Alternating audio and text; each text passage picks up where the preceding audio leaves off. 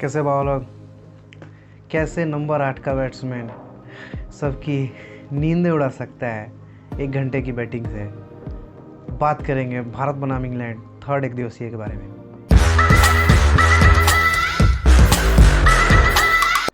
तो आज पिछले मैच की तरह ही कहानी थी।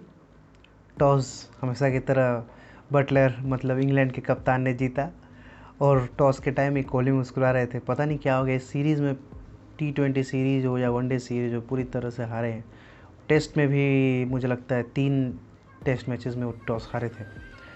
तो कहानी वही थी, टॉस जीत के बॉलिंग लिया लोग। ऑब्वियसली पिछले मैच का पूरा कॉन्फिडेंस इंग्लैंड लेके उतरी थी इस बार। और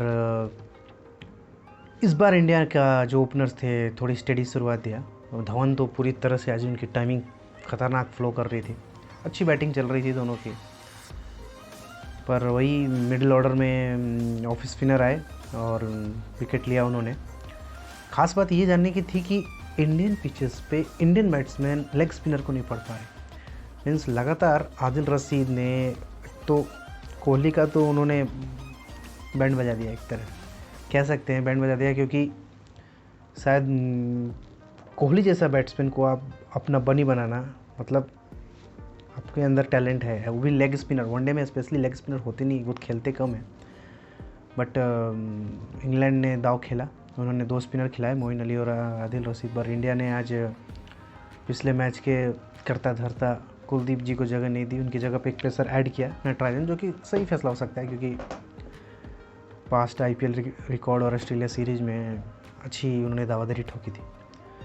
तो हम बात करते हैं इस पहले बल्लेबाजी पे। तो किस तरह से अच्छी पार्टनरशिप, लाइक 100 रन के पार्टनरशिप के बाद विकेट गिरते हैं और गिरते ही चले जाते हैं, 3-4 विकेट एक साथ ही विकेट गिरते हैं। और ऐसा होता है अक्सर कि जब एक अच्छी पार्टनरशिप के बाद कुछ विकेट गुच्छे में गिरते हैं।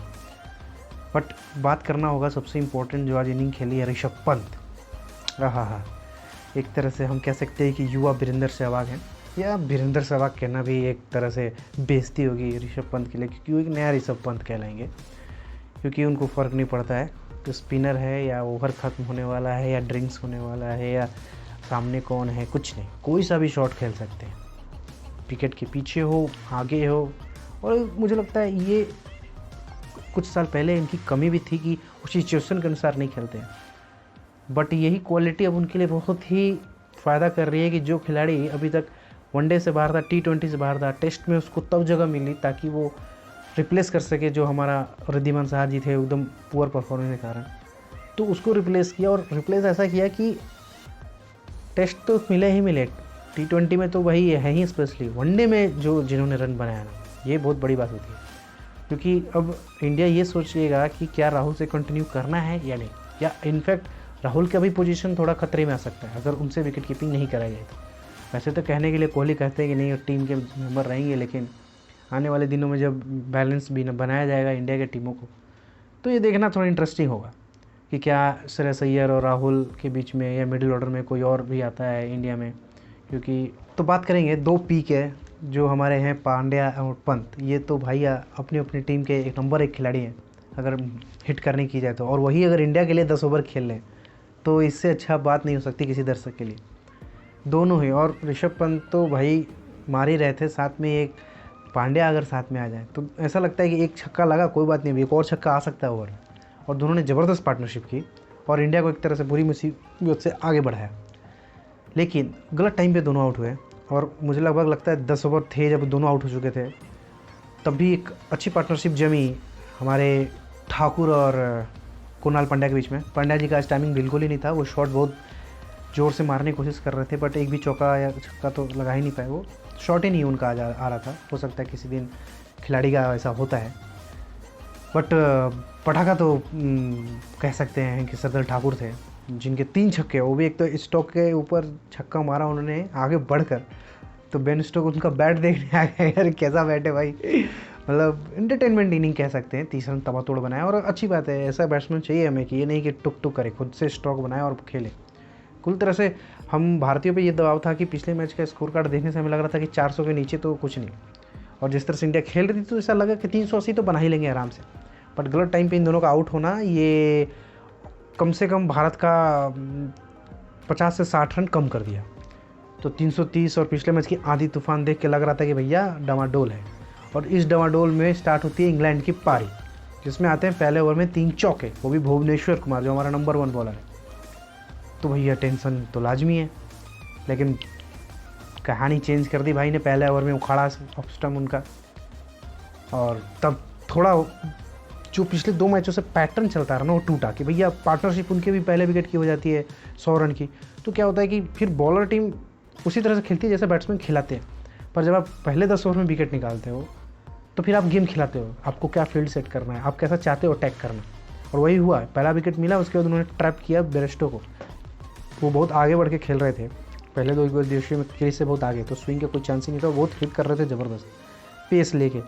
इस बार क्या किया, विकेट कीपर को आगे खड़ा किया स्टंप पे और उनको धकेला अंदर, और पहला ही बॉल भुवनेश्वर ने उनको एलबीडब्ल्यू किया। तो जो दो बहुत हिटिंग थे वो निकले, तो थोड़ा मैच अब आ रहा था कि भैया अभी एक नया प्लेटफॉर्म हो गया इंग्लैंड के लिए कि अब आपके पास 300 प्लस है, आपके दोनों बेस्ट बैट्समैन जा चुके हैं, अब आइए अब आप खेलिए। तब बेन स्टोक वाला जो खतरा तो था ही, प्लस वो कैच टपका दिया हमारे हार्दिक पांड्या ने, तो भैया दिमाग ख़राब हो गया, अरे यार इसका क्यों टपकाया, पिछले मैच में तो क्या ही तबाही मचाई थी उन्होंने। लेकिन ज़्यादा असर नहीं हुआ, धीरे नियमित अंतराल में भारत विकेट लेता रहा। और ये जो सरदार ठाकुर का ये मिडिल ओवर में विकेट लेना है ना, ये उनको भी टीम में बनाए रखा है। उनका हरफन फौला जो ये अंदाज़ है कि बैटिंग से कुछ रन और मिडिल ओवर में रन, तो ये एक बोनस साबित हो रहा है भारत के लिए। उन्होंने मिडिल ओवर में विकेट निकाले। एक टाइम ऐसा आया कि आसानी से लग रहा था मैच जीत भी जाएंगे। मैच के कमेंट्री में एक टाइम ऐसा आया कि सुनील गावस्कर कह रहे हैं कि मैं पूरी तरह से आश्वस्त हूँ कि मैच इंडिया अच्छा खासा मार्जिन से जीतेगा। मैं अब हंस रहा हूँ कि ऐसा बात एक लेजेंड बोल रहे हैं। भाई साहब थोड़ा देखो तो सही, इंग्लैंड नंबर 1 ओडीआई टीम, और इसको कहते हैं कि नंबर 1 आप क्यों हो, मैच हारो या जीतो कोई फ़र्क नहीं पड़ता, आप एफर्ट्स डालें। इस तरह का एफर्ट्स होना चाहिए कि नहीं साथ गए कोई बात नहीं, हमारे अंदर है। और उन्होंने वही दिखाया कि सैम करन तो चलो है, क्योंकि ये उनके अंदर हम मुझे जेम्स फॉकनर की नज़र आती है कि भैया ये इंग्लैंड के जेम्स फॉकनर है, और इंडिया के खिलाफ तो मारना ही मारना ही। और जिस तरह से बैटिंग की, ये भी नहीं कि कोई धुआंधार भारी खेल दियो 20 ओवर में 50-60 रन, नहीं। पहले आदिल रशीद के साथ पार्टनरशिप की, फिर मार्क वुड के साथ पार्टनरशिप की, 50-50 रन की पार्टनरशिप की है और अच्छी खासी, जिसे दिखाता है कि कोई अंधाधुंध शॉट नहीं मार रहे थे, जम के खेल रहे थे। और एक टाइम पे तो सरदर्द दे दिया था उन्होंने, जब आखिरी ओवर आया कि अरे यार 1-2 शॉट गया और सीरीज जाएगी, मैच जाएगा, सब कुछ तबाही, होली ख़राब हो जाएगा हमसे। बट नटराजन ने जो स्पेशलिटी थी उन्होंने की, उनके यॉर्कर डालना, उससे हमें बचाया उन्होंने। अगर मैच का कुछ सारांश करें जो पॉजिटिव और निगेटिव बातें हैं, तो उससे पहले इंडिया की बैटिंग के बारे में बात करते हैं। इंडिया के तो ओपनर्स मिडिल ऑर्डर में कोई प्रॉब्लम नहीं है, लोअर मिडिल ऑर्डर में थोड़ी प्रॉब्लम दिख रही है, क्योंकि कृणाल पांड्या और उसके नीचे के बैट्समैन लोग क्या आखिरी ओवरों में खुद से रन बना सकते हैं अगर टॉप ऑर्डर कोई साथ ना हुआ तो। वो अभी मुसीबत तो नहीं कहूँगा मैं, क्योंकि अभी आने वाले दिनों में आईपीएल होने वाला है, तो ऑब्वियसली आईपीएल के बाद एक नई टीम बन जाएगी, हर बार एक नया स्टार आता है, तो कोई ना कोई ऐसा आएगा जो टीम में एडजस्ट होने की कोशिश करेगा। अभी तो वैसे भी बहुत सारे खिलाड़ी बाहर बैठे हुए हैं, तो उनका आना हो सकता है। तो एक तरह से हम कहें कि बॉलिंग डिपार्टमेंट में बिना बुमराह को जिस तरह से इंडिया ने ये टूर्नामेंट जीता है, ये अच्छी बात है, उनकी काबिलियत तारीफ होनी चाहिए। पर सबसे बड़ा प्रॉब्लम जो है वो है स्पिनिंग डिपार्टमेंट। इंडिया पता नहीं क्यों युजवेंद्र चहल और हमारे कुलदीप यादव से आगे नहीं बढ़ना चाहता है। लाइन लगी हुई है स्पिनर की, उस पर हम बात करेंगे अलग वीडियो में, लेकिन ये इन दोनों से आगे भी बढ़ के स्पिनिंग डिपार्टमेंट देख सकते हैं कि आज सिर्फ एक थे पार्ट टाइम। कृणाल पांड्या को मैं पिछले वीडियो में भी बोला था, हम उनसे 10 ओवर बहुत रेयर होगा कि हम करवा पाएँ किसी मैच में, अगर स्पिनिंग पैच है तो हम करवा पाएंगे, उन पर रिलायबल नहीं होता। आज के मैच में भी उनका कोटा हार्दिक पांड्या से पूरा कराया गया। और पिछले मैच में जहाँ कोहली जी कह रहे थे कि हम हार्दिक पांड्या पे वर्कलोड नहीं देना चाहते, पता नहीं कौन सा वर्कलोड हो जाएगा अगर वो बॉलिंग करते हैं तो, बट आज के मैच में उन्होंने अच्छी खासी 9 ओवर 10 ओवर किया और सबसे किफ़ायती रहे वो। हार्दिक पांड्या भारत की तरफ से किफ़ायती बॉलर है, विकेट ना मिला हो लेकिन किफ़ायती सबसे ज़्यादा रहा। तो हम कह सकते हैं कि ये 7 नंबर वाला खेल अभी चलेगा। T20 की बात अलग होती है, वनडे में आप खेलते हो तो आपको एकदम रिलायबल ऑलराउंडर चाहिए। हो सकता है जडेजा की जगह खिलाया जा रहा हो, तो आने वाले दिनों में देख सकते हैं कि क्या टीम का प्रदर्शन रहेगा। अगर फास्टिंग की बात करें तो ऑब्वियसली हमारे one time evergreen bowler Bhuvi ji form में कमबैक किया, कोई उनको वो नहीं चाहिए कि भाई हमारा कमबैक है, हमें टाइम लगेगा, नहीं, अपना जो बेसिक है उनका बेसिक, उनका स्ट्रेंथ, उस पर फोकस करते हैं, कोई फैंसी चीज़ नहीं। स्टार्टिंग बॉलिंग स्विंग डेप्थ में भाई टू द यॉर्कर रखो, लाइन लेंथ रखो, विकेट मिलता रहेगा। बात करते हैं अदर ऑप्शंस में, जो हमारे सरदल ठाकुर हुए, प्रसिद्ध कृष्णा हुए। कृष्णा जी ने बेशक थोड़ा इंप्रेशन बिगाड़ा उन्होंने पहले मैचेस में, जो साबित किया था। दूसरे मैच में भी अच्छा विकेट निकला। नई गेंद के साथ रन पड़ने का बहुत लीक करते हैं रन, वो आने वाले मैचेस में देखेंगे। आईपीएल में भी, अभी जब आईपीएल में जब वो होता है फिनिशिंग की जाती है तो थोड़ा निकल के आते हैं खिलाड़ी, तो इनका भी शोध होगा। पर अच्छे मुझे उनसे ईशांत शर्मा की झलक आती है, देखते हैं आने वाले दिनों में क्या करते हैं। बात आती है जहाँ तक हमारे तीसरे सरदल ठाकुर, तो ये एवरग्रीन चल रहे हैं। मुझे लगता है कि अच्छा प्रदर्शन था, लेकिन परमानेंट होने में थोड़ी प्रॉब्लम लगेगी, क्योंकि अभी बुमराह वापस आएंगे, शमी आएंगे, ये लोग अभी बाहर हैं, तो क्या इनकी टीम में जगह बन पाएगी, ये देखना रोमांचक हो। इंग्लैंड की बात करें तो काफ़ी कुछ कहा गया था सीरीज़ स्टार्ट होने से पहले, लेकिन भारत ने जिस तरह से पहले टेस्ट में रौदा, T20 में बराबरी से रौदा और वनडे में भी, पर हराया, तीनों सीरीज़ हराया। ये बड़ी अच्छी बात है, क्योंकि इंग्लैंड वाले वाट लगा देते हैं जब इंडिया जाती है इंग्लैंड। तो ये बेशक ज़रूरी था कि आप अपनी धरती पे पूरी तरह से सुपड़ा साफ करें, किसी प्रकार का कोई मौका ना दें। और ये अच्छी बात थी। वन टेस्ट में उन्होंने एक टेस्ट जीता, वनडे में एक वनडे जीता, और T20 में सिर्फ 2 वनडे T20 जीत गए। तो एक तरह से उनके लिए भी ये सीरीज़ कह सकते हैं कि कोई खास यादगार वाला नहीं रहेगा, भले ही उनके ओपनर ने धमाल मचाई हो। लेकिन जब आप क्या होता है, कंधे डाउन हो जाते हैं अगर आप पूरा सीरीज हारे तो।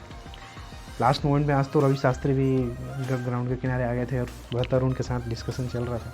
इंग्लैंड वाले तो पहले से ही कंधे डाउन थे उनके, लेकिन जिस तरह से सैम करन ने उनको एनर्जी दी, पंप किया, बूम, उनको एक टाइम पर लग रहा होगा कि यार ये पलट सकता है लड़का, लेकिन किस्मत साथ ही रन जीत गया सैम करन। हे भगवान, 2018 में भी उसने बहुत वाट लगाई थी इंडिया की।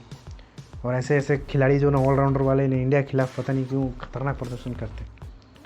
तो ओवरऑल ये सीरीज़ खुशियाँ देगा। हमारी होली है कल, तो आज वनडे जीतना और सीरीज जीतना क्रिकेट फैंस के लिए अच्छा होगा। तो अगर आपका कोई बात, अगर आप एग्री किए हो तो कमेंट करो, अगर डिसएग्री किए हो तो भी कमेंट करो, अगर कुछ कहना चाहते हो तो कमेंट करो, नहीं कहना चाहते हो तो भी कमेंट करो, फेल डालो कमेंट में, हर चीज़ अपना व्यू रखो। तब तक के लिए